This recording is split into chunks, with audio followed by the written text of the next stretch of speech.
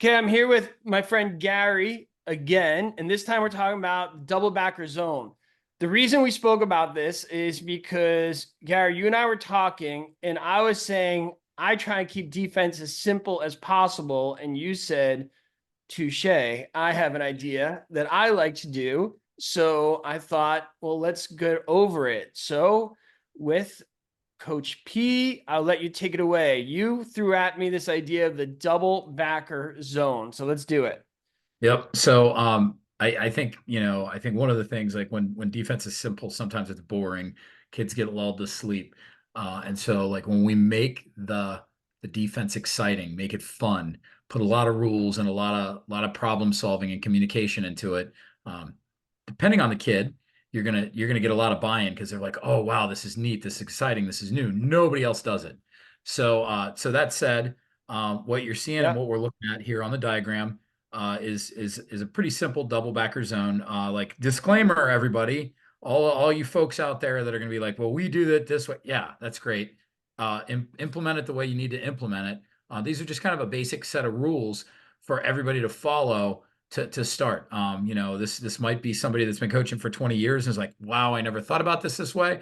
This could be a guy out of college that's got his first coaching gig and he's like, I need to do something new and different because my defense is stagnant. We're not pressing the ball the way we want. This really causes an opportunity the way that this is set up. It's nice because it works against multiple formations. If somebody wants to run a 1-4 against this, we can spin it into a diamond. You can get weird if you want and use it as an opposite rotation on the outside with the backers on the inside. There's a plethora of different things you can do with this defense. Okay. So Um, now we're starting with a 2-3-1. yeah. Um, I know a lot of you guys call this a 1-3-2. So we're in the most, I talked to Gary when we set this up. We wanted to do the most basic formation, the most common formation lacrosse to begin with. And for me, right off the bat, it looks like a box in one with an extra guy in the middle, which I guess to me would be number 5 here. So take it away. Yeah. You can split the field however you want. You can split responsibilities however you want. What you don't want is to burn up 5 and 6 running around. So one of them's always going to have crease responsibility. One of them's going to support the ball. And so if you look at like how it's set up, you got 5 guys covering 4 right now. The person at X, 6 and 4 and 5 can all work together to cover number 6 on offense. But what we really want is we want one pressuring the ball. Okay, so So one's red coming one out pressuring the here. ball. Would You you got it. pressure him outside the box, like all the way out here? Depends. Like we got in the girls' game, we would call it if that person's a Rachel, like the kid with the knee brace or the ankle braces, like that's a fish. We press them outside. If not, 5 yards has kind of always been my rule of thumb inside of the restraining line to uh, press. 5 is going to actually step up a little more, So where this is your he's going backer, to. number You got 5. it. This is backer 1. Backer Okay. 2, number 6. So red 6 is going to be taking care of the crease or taking care of cutters.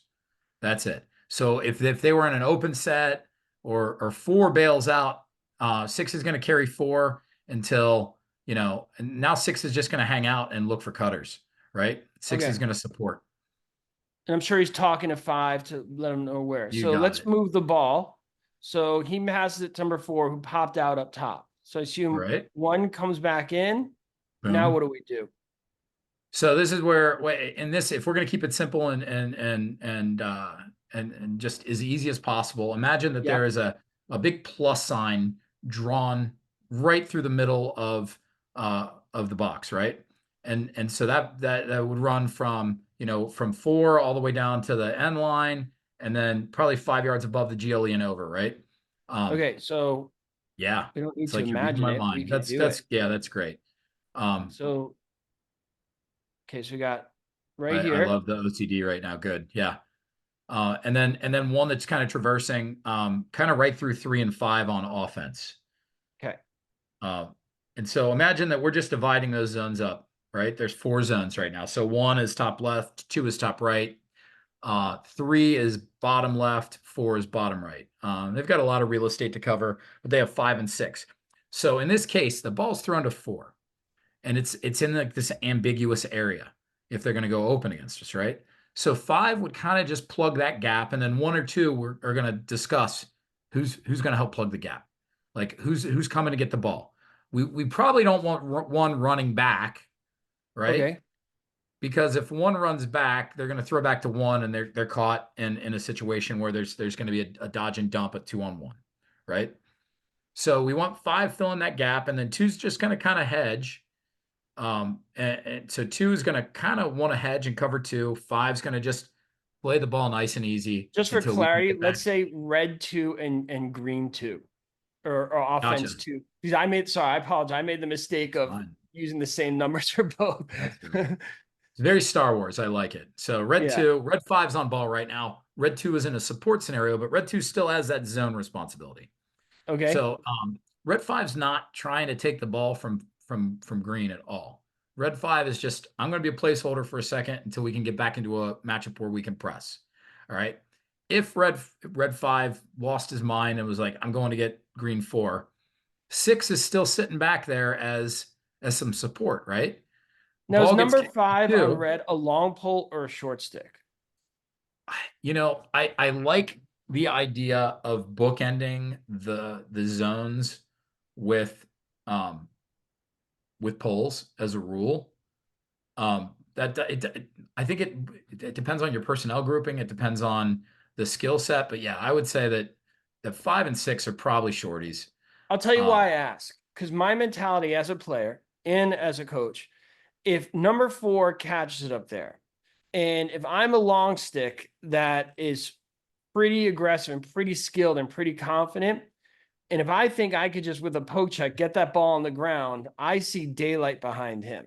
One of the sure. things for me when I've coached a zone is I've always liked the idea that if a long pole could get the ball on the ground up top, it kind of gives them that ability to scoop and go the other way, but like I said, there's the advantage and disadvantage to that. So right now we got five as a short stick, as per your advice here. So now what's next?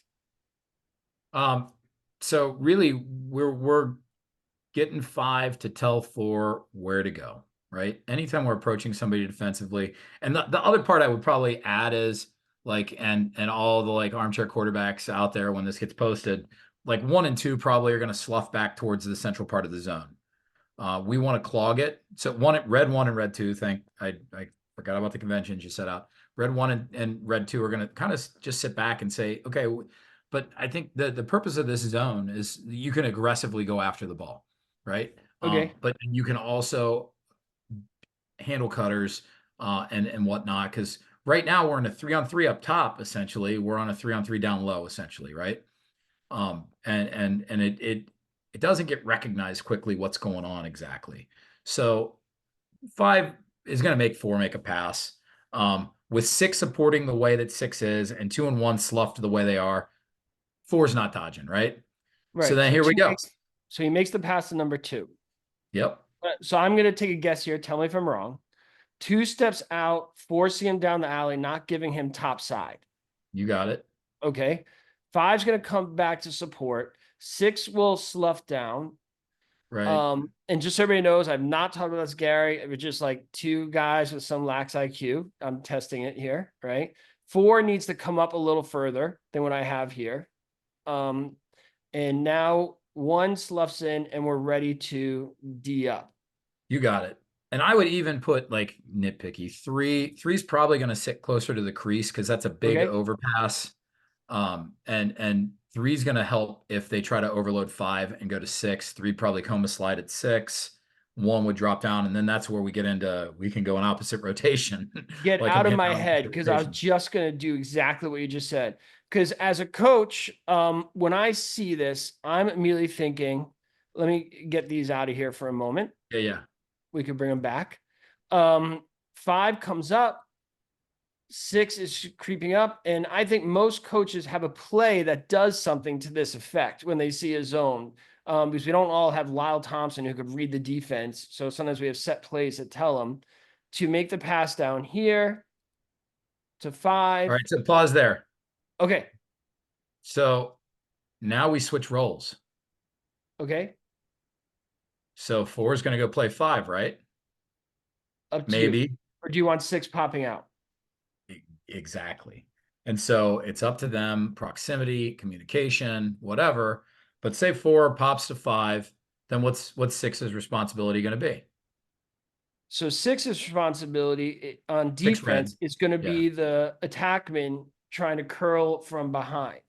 Right. And I'm assuming what I would counsel number 6 is you don't need to go all the way out, You just hedge. enough Yep. where you could kind of split your responsibilities above the goal with the guy who's clearly trying to sneak behind. Right.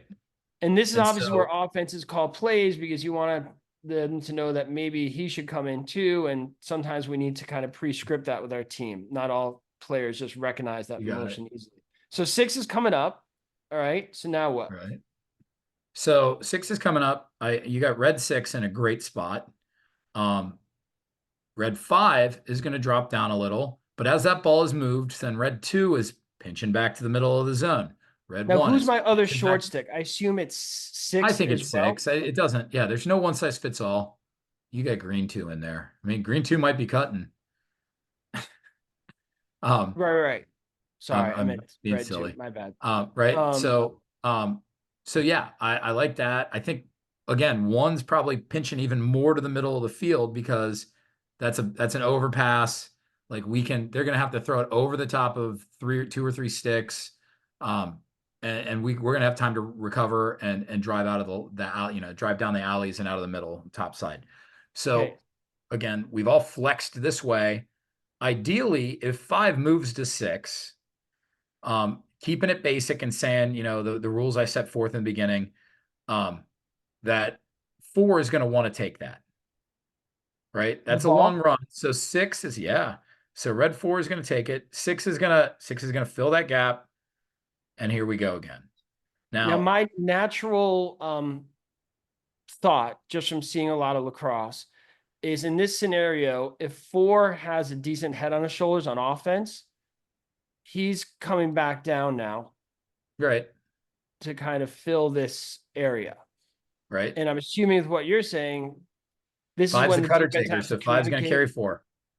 Because if I'm coaching the offense in this, I'd really want my smartest player to be number 4 to know, Yeah. hey, when you pop out, when you go in, when you pop out. And that's like my captain, my senior, whoever it is, who I think has a strong lax IQ.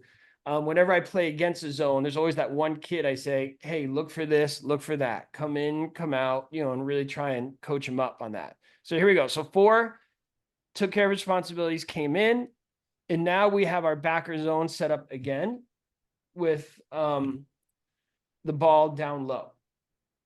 Yep. Okay, what next? All right. So 4's on ball. 6 is there. Okay, got it.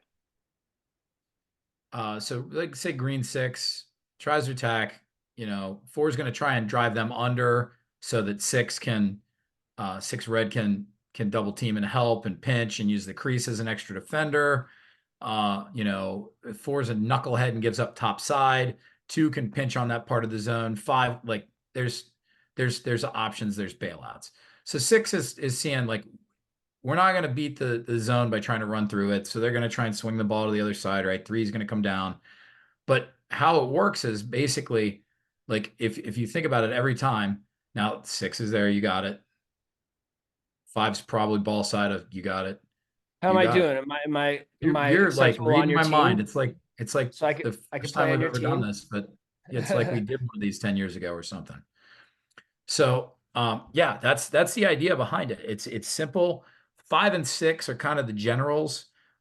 When I like this defense, honestly, is when you have a goalie that's a good ball stopper, but not a great communicator, and you let 5 and 6 do a lot of work. Well, They I do a was lot of thinking talking. when I would want to use this and when I wouldn't want to use this. I would want to use this against a team that has a Dodger that could clearly take any one of my guys one-on-one at any given time. So if I'm playing against a team that has like a guy or more than one guy that could just beat us one-on-one, Because it's all great, but sometimes that's just the hand you're dealt. They have a guy who could beat you one-on-one. That's when I want to use this. When I wouldn't want to use this, which is not as common in the high school level, unless you're playing at the elite high school level, is teams that could really bang it around like lightning fast. So if I saw a bunch of guys who are just like ding, ding, ding, ding, ding, ding, ding, and are really well coached and move the ball really well as a team, I might be a little more reluctant with this. And, feel free to disagree, but that team who could really move the ball with efficiency would make me nervous with this, only because when I see this, what I'm seeing is a big part of the nucleus on the defense is shifting over. So if a team could get the defense to shift over to one side and bang it around the other side real quick, it could be a problem. But if I'm playing a team that has a really greedy Dodger who just wants to go to the goal all the time, this is my go-to. That's it. Am I This right is or that wrong? like, oh no, that's spot on. Like this is that defense you're throwing against like that team that's got two really good players and four role players. That's what you're looking to do this for. This is a change of pace for the last 2 minutes in in a period. This isn't by any means like I don't know if we ever rode with this more than a whole period, like a whole quarter. When I So coached what the I'm guys team. thinking is right after a dead ball would be a great call. I don't know if I would do it live play, like call it out live play, but right after a dead ball or an inbound off the end line or out of a timeout, I don't know. What are you thinking? Yeah. Yeah. Again, change of pace, give them something different to look at. It can kind of look like a man, especially if they play that, like if they played like a 3-3 or like a 3-2-1, like that open set that we discussed. Like a 3-1-2. This is really good against a 3-1-2. It just it fills gaps. And again, it takes a lot of coaches a second to say, oh wait, they're not playing man anymore.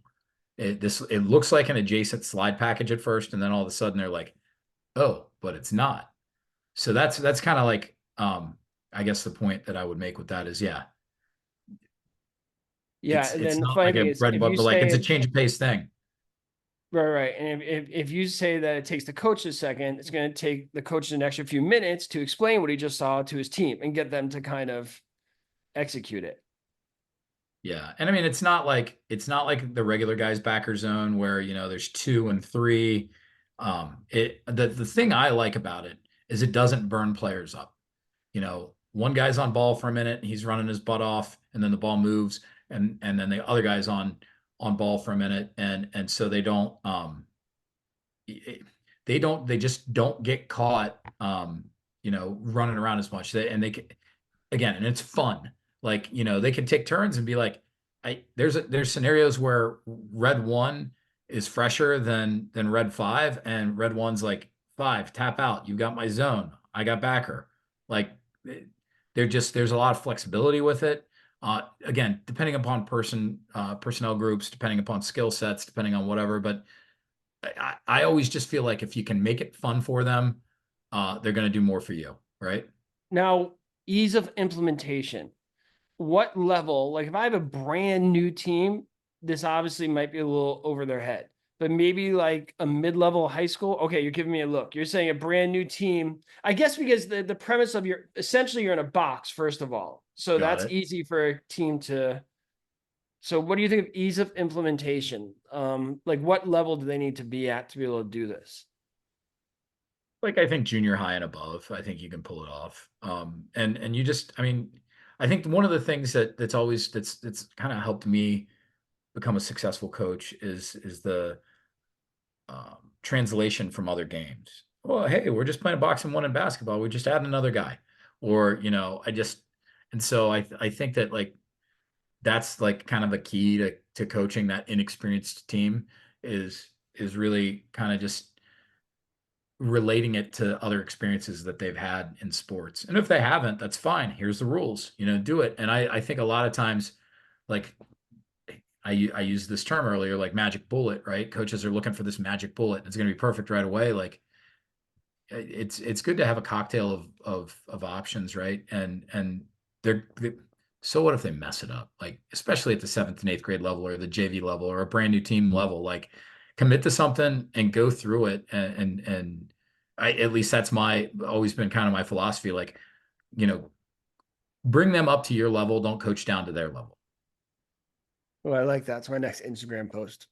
I'm going to use that. It's a You good have one. my permission. There you go. Awesome. Thank you. Well, It's this my was thing. super good and super fun. I want to Yeah. do more of this. Yeah. So I'm back to our normal, looking. boring lives, I guess. Right, Yeah, Gary? yeah, yeah. And I'm just looking forward to the dialogue that this creates because, like you said, there's going to be these armchair quarterbacks. So they're like, "Whoa, we're gonna do, yeah, make it work for you, man." And this is just guidelines of where to start. I mean, like we could do a whole hour on this. This is what we did in what 12 minutes or whatever. Well, I'd like to follow this up with the double backer zone against the normal backer zone or singular backer zone, we'll call it. Sure. And we'll do that another time. And we'll do like a little comparison with it. All right. Game. Thank you so much. You're the best. I appreciate you.